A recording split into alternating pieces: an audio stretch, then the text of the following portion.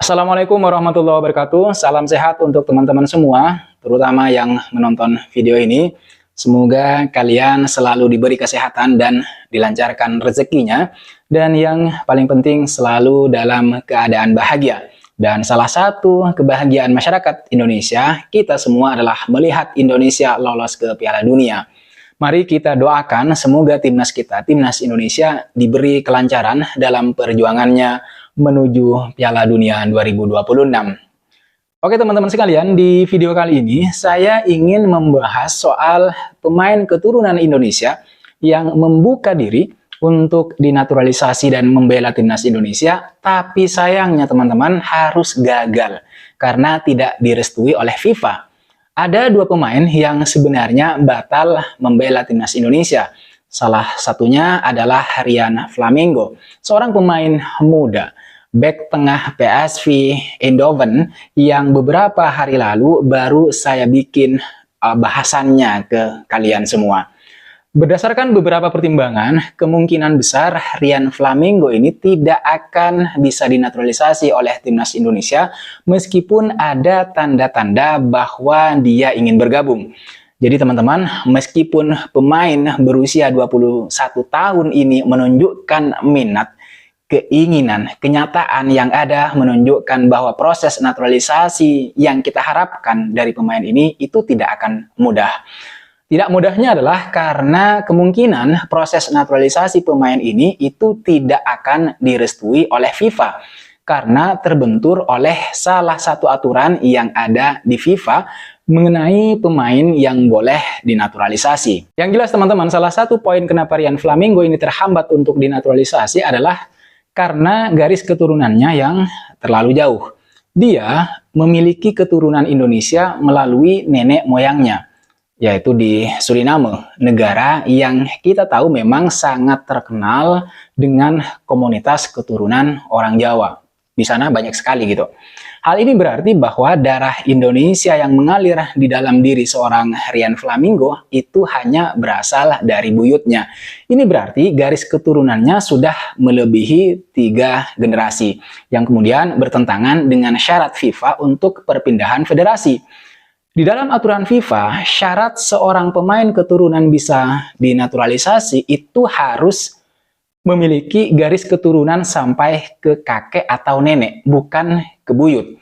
Oleh karena itu, menimbang fakta tersebut teman-teman, maka kesempatan Rian Flamingo untuk kemudian dinaturalisasi itu cukup tipis. Apakah ada jalan lain agar pemain ini bisa dinaturalisasi? Ada, tapi hanya satu. Jadi satu-satunya cara yang bisa dilakukan oleh Rian Flamingo agar bisa membela timnas Indonesia adalah dengan bermain di Liga Indonesia selama 5 tahun. Tetapi menurut saya ini tidak mungkin dilakukan oleh Rian Flamingo dan seharusnya memang tidak perlu dilakukan.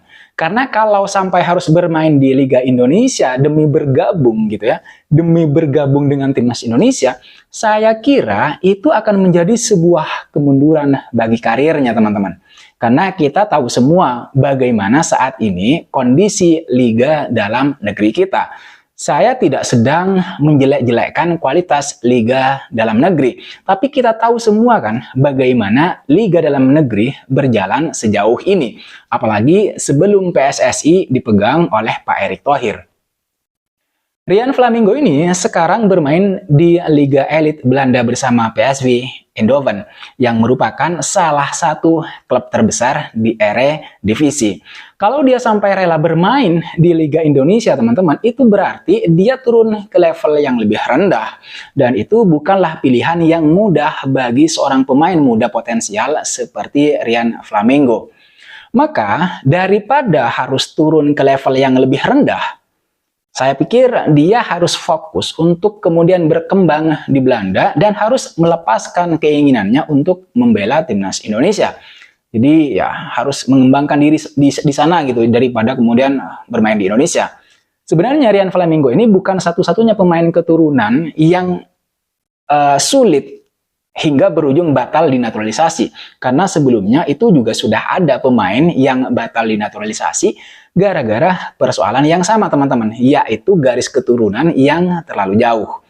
Pemain yang saya maksud, yang saya bicarakan ini adalah Mauresmo Hinoke. Pemain berusia 19 tahun yang sebelumnya sempat direkomendasikan oleh pelatih Timnas Indonesia U20, yaitu Indra Safri untuk dinaturalisasi. Namun, winger sekaligus striker klub kasta kedua Liga Belanda ini, yaitu Top Os tersebut, batal menjalani proses naturalisasi untuk kemudian membela Timnas Indonesia, terutama ya Timnas Indonesia U20, karena pemain muda ini itu tidak memenuhi syarat untuk dinaturalisasi melalui jalur keturunan. Karena darah Indonesia Mauresmo itu berasal dari generasi keempat alias dari buyut. Mauresmo Hinoke itu harus mengambil cara dengan tinggal di Indonesia selama 5 tahun berturut-turut seperti yang dilakukan oleh Mark Klok jika ingin dinaturalisasi. Kasus Mauresmo Hinoke itu sama seperti yang dialami oleh Ryan Flamingo. Keduanya terbilang cukup sulit untuk dinaturalisasi karena garis keturunan yang terlalu jauh. Tapi memang sangat disayangkan sih, karena Mauresmo Hinoke itu tidak bisa dinaturalisasi. Padahal kalau kita tahu, cara bermain dia itu sangat bagus di U20. Bisa dibilang dia memiliki kualitas di atas rata-rata ketimbang pemain lain di usianya.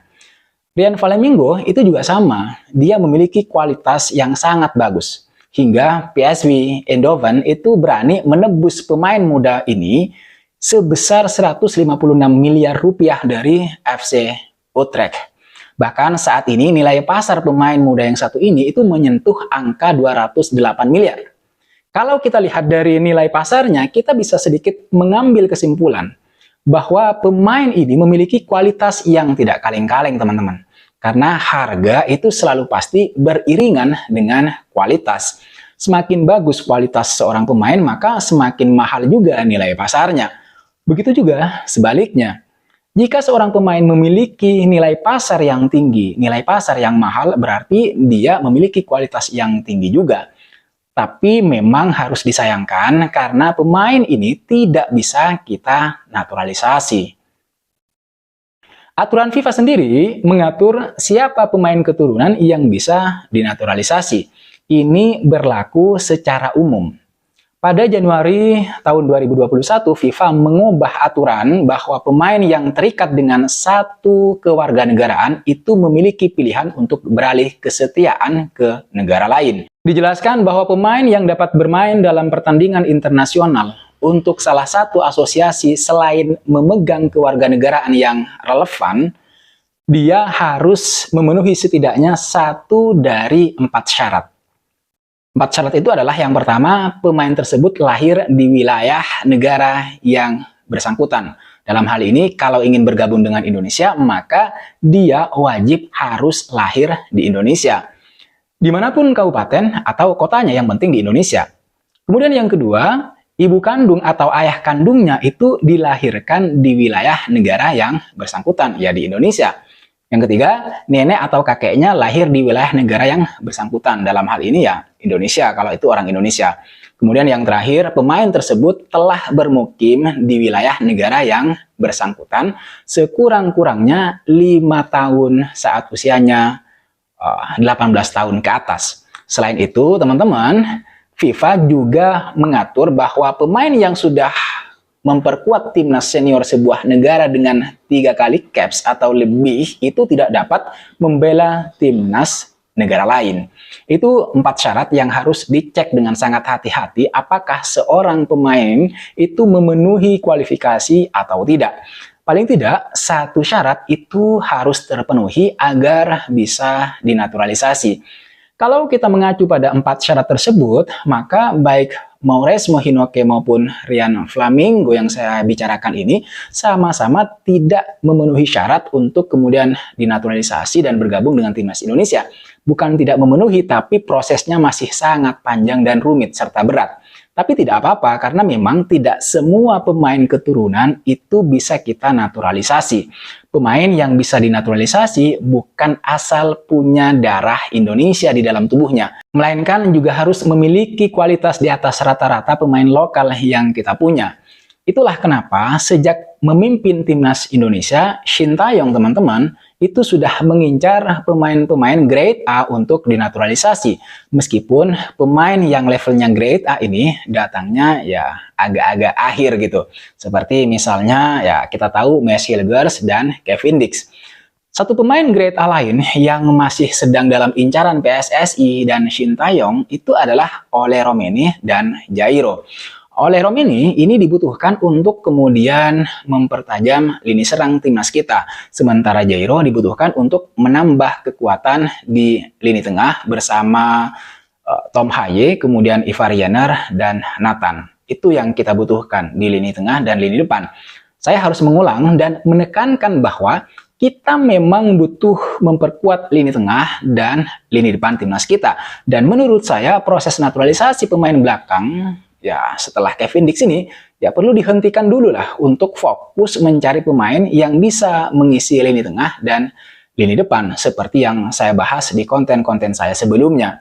Karena kalau yang diperkuat hanya lini belakang, maka meskipun timnas bakalan menjadi tim kuda hitam yang sulit dibobol, yang sulit ditembus, tapi di sisi yang lain timnas ini juga bakalan sulit untuk mencetak gol.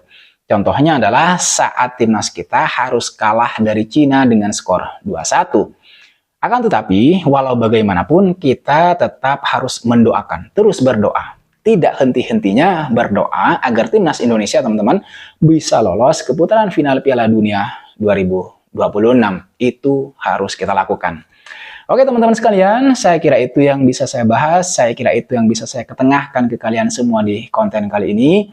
Terima kasih sudah menonton video ini sampai selesai. Terima kasih juga buat kalian yang sudah subscribe, buat kalian yang sudah memberikan kritik, saran, dan masukannya. Jangan lupa like, komen, dan subscribe. I'll see you in the next video.